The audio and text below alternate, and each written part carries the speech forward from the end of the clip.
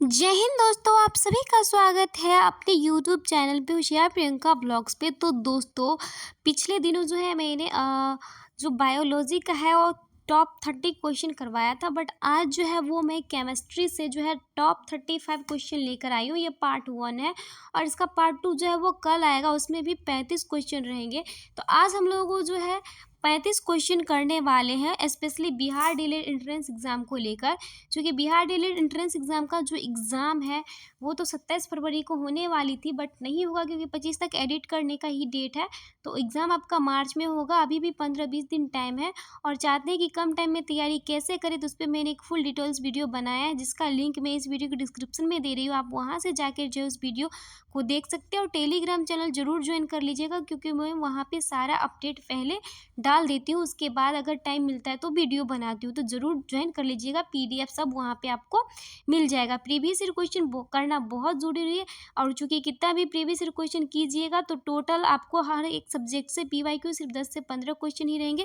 इसीलिए हम पीवाईक्यू इसलिए करते ताकि हमें पता चल सके कि लेवल क्या होता है क्वेश्चन का।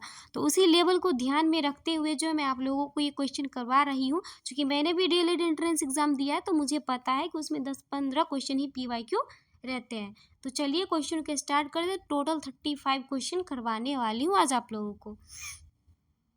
केमिस्ट्री से है, पिछले दिन मैंने बायोलॉजी का कराया था। तो हमारा पहला क्वेश्चन है कि इस विश्व के प्रत्येक वस्तु जिस सामग्री से बनी होती है उसे क्या कहते हैं? पदार्थ, ठोस, द्रव या गैस? तो देखिए, विश्व में कोई भी वस्तु है वो छोटे से छोटे कण से बनकर मिलके बने होते हैं, उसे क्या कहते हैं? पदार्थ कहते हैं। क्या कहते हैं? पदार्थ से मिलकर बना होता है। ओके, अगला क्वेश्चन देखते हैं। जो बच्चे बोलते हैं कि इंग्लिश में क्वेश्चन करें, बहुत सारे बच्चे होते हैं इंग्लिश मीडियम वाले, तो यहाँ इंग्लिश मीडियम और हिंदी मीडियम दोनों में क्वेश्चन दिए गए, तो आप देख सकते हैं। अगला क्वेश्चन है कि भारत के प्राचीन दार्शनिकों ने पदार्थ को 5 मूल तत्वों में वर्गीकृत किया है, वो क्या है? अग्नि है, जल है, आकाश है, पृथ्वी है और वायु है। तो 5 तत्वों से मिलकर बना है, तो वे इनमें 3 ही ऑप्शन दिया, तो इनमें से सभी इसका आंसर हो जाएगा। बट मैंने पांचों आपको लोगों को बता दिया। अगला क्वेश्चन है, पदार्थ बने होते हैं ठोस से, तत्व से, कणों से या गैस से? तो देखिए, पदार्थ जो मिलकर बना होता है वो कणों से मिलकर बना होता है, तो option C is the correct answer हो जाएगा। दोस्तों, तो चैनल पे पहली बार है तो प्लीज़ चैनल को सब्सक्राइब करके वीडियो को लाइक ज़रूर कीजिएगा। ओके, अगला क्वेश्चन है कि पदार्थ के कण होते हैं देखने योग्य, छोटे, सूक्ष्म या बड़े आकार के? तो पदार्थ जो होता है एकदम छोटे छोटे सूक्ष्म कणों से मिलकर बना होता है, जिसे आगे चलकर डाल्टन ने एटम यानी परमाणु नाम दिया था। बट यहाँ पे हम वो चैप्टर नहीं देख रहे हैं, हम यहाँ पे देख रहे हैं पदार्थ के बारे में पढ़ रहे हैं। तो पदार्थ जो है वो सूक्ष्म कणों से मिलकर बने होते हैं। अगला क्वेश्चन है हमारा कि पानी में चीनी जैसे पदार्थ घोलने पर पानी के तल में क्या परिवर्तन होता है? देखिए, पानी में चीनी को घोलने पर पानी के तल में क्या परिवर्तन होता है? यानी पानी बढ़ता है या पानी घट जाता है? कोई परिवर्तन नहीं होता है, पहले से दुगुना हो जाता है। तो आप सबने शरबत बनाया होगा, जितना पानी में बनाता है, तो आपको क्या पता चलता है? क्या शरबत बनाने से सबका पानी बढ़ जाता है या घट जाता है? तो कोई परिवर्तन नहीं होता, जितना पानी रहता है उतना ही रहता है। अगला क्वेश्चन देखते हैं कि निम्नलिखित में से कौन सा पदार्थ नहीं है? जल, गंध, ईर्ष्या, इत्र की दुर्गंध? तो इसमें से जो है सारी चीज जो है वो हमारा पदार्थ है। गंध गैस में आता है, इत्र भी गैस में आता है, जल हमारा द्रव्य में आता है, जबकि ईर्ष्या ये हमारा एक भावना एब्स्ट्रैक्ट नाउन है। ईर्ष्या जलन को कहते हैं, तो ये किसी भी प्रकार का पदार्थ नहीं है। अगला क्वेश्चन है हमारा कि पदार्थ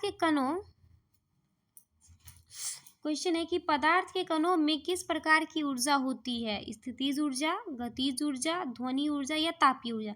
पदार्थ के कणों में किस प्रकार की ऊर्जा होती है? तो पदार्थ के कण क्या होते हैं? आपस में गमन करते रहते, तो उसमें गतिज ऊर्जा होती है। कौन सी ऊर्जा होती है? जैसे गैस है, तो गैस के कण हमेशा घूमते रहते वातावरण, तो इसलिए उसमें जो है वो काइनेटिक एनर्जी यानी कि गतिज ऊर्जा होता है। अगला क्वेश्चन है कि ताप बढ़ने पर पदार्थ के कणों की गति में क्या परिवर्तन होता है? ताप के बढ़ने पर गति तेज हो जाती है, गति कम हो जाती है, गति में कोई परिवर्तन नहीं होता इनविजिबल। तो देखिए जैसे ही ताप बढ़ाएंगे तो गैस के जो कण है, चाहे पदार्थ के कण, वो गर्म होते हैं और वो तेजी से गमन करने लगते हैं, तो गति क्या हो जाता है, तेज हो जाता है। तो option A is the correct answer हो जाएगा।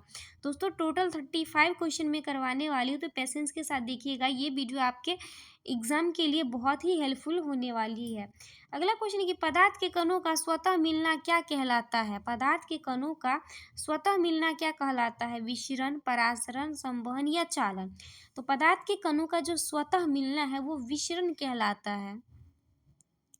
अगला क्वेश्चन है हमारा कि पानी में नमक जैसे पदार्थ घोलने पर पानी के स्तर में कोई परिवर्तन नहीं होता, इससे पदार्थ के किस गुण का पता चलता है। पदार्थ के कण बहुत छोटे होते हैं, पदार्थ के कण गतिशील होते हैं, पदार्थ के कणों के मध्य रिक्त स्थान होता है, पदार्थ के कण एक दूसरे को आकर्षित करते हैं।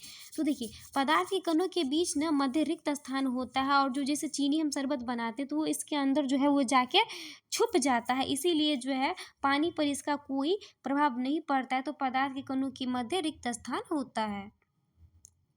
अगला क्वेश्चन है कि निम्न में से कौन पदार्थ है, स्नेह, घृणा, विचार या घड़ी। स्नेह, घृणा और विचार, ये सारे मुझे एब्स्ट्रैक्ट नॉन फीलिंग्स है। तो ये इसमें जो घड़ी है जिसको हम वॉच हाथ में पहनते हैं, अगर रिस्ट वॉच है तो हाथ में पहनते हैं, और वाल वॉच है तो उसको हम दीवार पे टांगते हैं।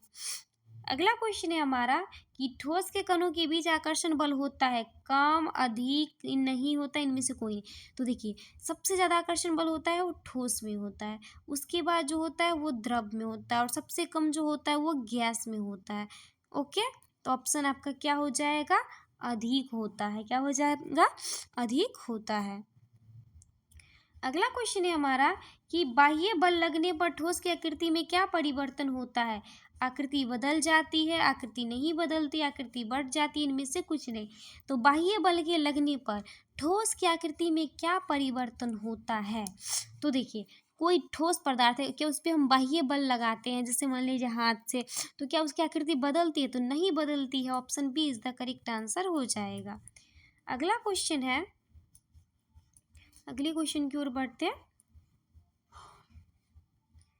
और दोस्तों टेलीग्राम चैनल से ज़रूर जुड़ जाइएगा। और बिहार डीएलएड एंट्रेंस एग्जाम में कितने नंबर पे जो है आपका सिलेक्शन होगा, कितना नंबर आएगा तो आपको गवर्नमेंट कॉलेज मिलेगा, तो इस पर मैंने कट ऑफ के ऊपर भी बात किया है, तो आपको इस वीडियो के डिस्क्रिप्शन में लिंक मिल जाएगा, तो आप उस वीडियो को भी देख सकते हैं। इसके बाद क्वेश्चन है हमारा कि द्रवों का आकार और आयतन निश्चित होता है। ऑप्शन बी आकार अनिश्चित होता है लेकिन आयतन निश्चित होता है। अगला क्वेश्चन है हमारा कि आकार और आयतन अनिश्चित होता है, इनमें से कोई नहीं।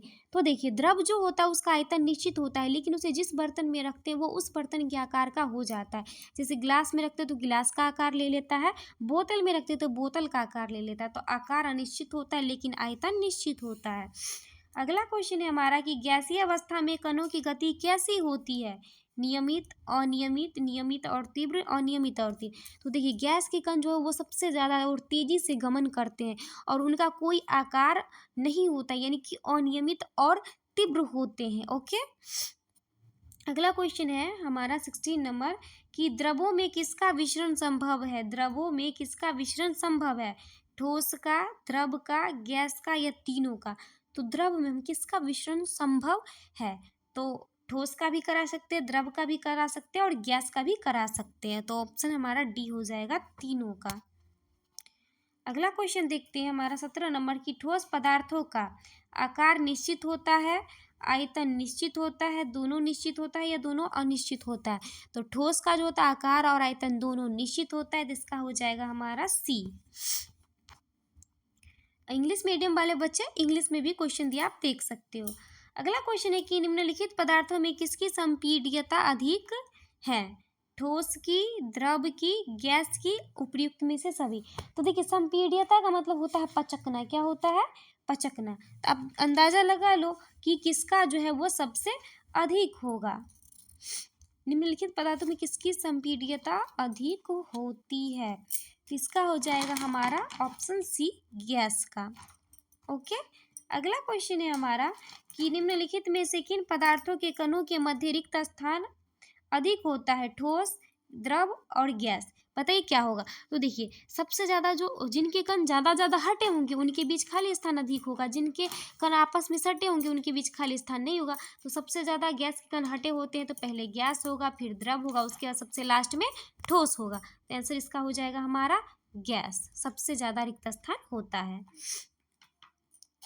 अगला क्वेश्चन है हमारा 20 नंबर कि वाहनों में ईंधन के रूप में किस गैस का उपयोग होता है, सीएनजी का, एलपीजी का, जल गैस का या नाइट्रोजन का। तो आपको पता है कि आजकल जो है वो सीएनजी जो है कंप्रेस्ड नेचुरल गैस का उपयोग किया जाता है वाहनों को चलाने के लिए। तो हमारा ऑप्शन क्या हो जाएगा, सीएनजी, ऑप्शन ए। अगला क्वेश्चन है हमारा 21 नंबर की गैस के कणों के बीच आकर्षण बल द्रव के कणों की अपेक्षा क्या होता है, अधिक होता है, कम होता है या बराबर। यहाँ पर गैस के कणों के बीच आकर्षण बल द्रव के कणों की अपेक्षा कम होता है। देखिए आकर्षण बल सबसे ज़्यादा किस में होता है, ठोस में, उसके बाद हमारा होता है द्रव में, उसके बाद क्या होता है, गैस में। तो इसको याद रखिएगा, आकर्षण बल। ओके, अगले क्वेश्चन की ओर हम बढ़ते हैं। हमारा अगला क्वेश्चन है कि स्विमिंग पूल में गोताखोर पानी काट पाता है क्योंकि पानी के कणों के बीच रिक्त स्थान होता है, पानी के कण गति करते हैं, पानी के कण एक दूसरे से जुड़े होते हैं, पानी की संपीड्यता अधिक होती, क्या होता है। तो देखिए स्विमिंग पूल में गोताखोर जो होता है वो पानी को काट पाते हैं क्योंकि पानी के कणों के बीच रिक्त स्थान होता है। अगला क्वेश्चन है हमारा 23 नंबर, तापमान का अंतर्राष्ट्रीय मात्रक क्या है, डिग्री सेल्सियस। अंतर्राष्ट्रीय मात्रक का मतलब SI, international system unit. Okay, SI unit. ताप का क्या होता है, केल्विन होता है, फ़ारेनहाइट में से क्या होता है। तो ताप का एसआई मात्रक क्या होता है, सभी को पता होगा, केल्विन होता है, ऑप्शन सी। अगला क्वेश्चन है हमारा कि किसी तत्व के द्रव्यमान प्रति इकाई आयतन को कहते हैं, घनत्व, द्रव्यमान, आयतन या क्षेत्रफल। तो किसी तत्व के द्रव्यमान प्रति इकाई आयतन को क्या कहते हैं, क्या कहते हैं, किसी तत्व के द्रव्यमान बट्टा आयतन को हम क्या कहते हैं, घनत्व कहते हैं। क्या कहते हैं, हम घनत्व कहते हैं। अगला क्वेश्चन देखते हैं दोस्तों।